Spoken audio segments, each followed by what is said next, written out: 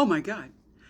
Do you remember I said that I was really amazed that a French publisher recalled books because they admitted that they lied in those textbooks by calling Jewish people settlers for being on Jewish land?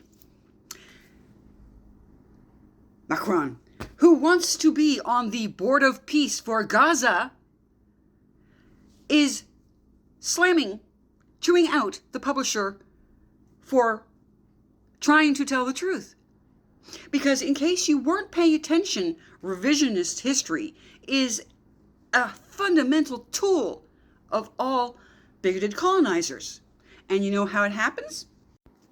Well, we have things like Qatar hiring firms in London to go out of their way to alter what Wikipedia says so that Israel is always the bad guy. So Jews are always the bad guy.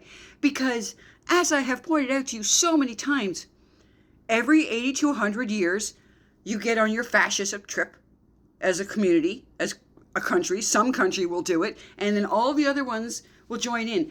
I pointed out yesterday, when there were protests about George Floyd in the United States, in Europe and the UK, black people didn't get beat up. But you have, in France, by the way, there has been a mosque, or rather a synagogue burned down, a mosque. They're not ignoring their mosques, just like in Canada, just like in the States, just like everywhere. They are ignoring the mosques that they have for prayer and praying in the streets, blocking traffic, and using the religious freedom excuse to break the law.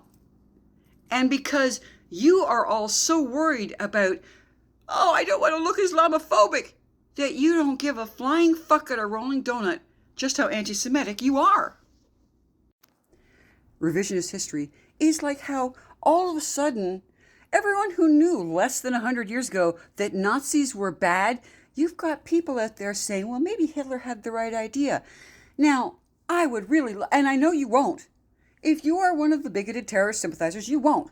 But just try for a fraction of a second to have independent thought and consider how you would feel if that was being said about your ethnicity. We point out over and over again that if you replace Black, Asian, LGBTQ with Jew, whatever was said about those other groups will be unacceptable, but when you say about the Jew, it's fine. Some Jews are getting annoyed enough after 70 years of harassment by Islamic colonization to start saying the same sort of things the terrorists say, that they're fed up and they would just like all the terrorists to go away. That gets a Jewish person censored on any social media. But you pro-Palestinians, you pro-terrorists, you can call for the death of every Jew on the planet. And that's just fine. But you have no double standards. You're not choosing ignorance over hate. Of course you're not. You just know that somewhere in the world, Jews are the big scapegoat that we all have to lean on. Because otherwise, who else are you going to blame for being a failure?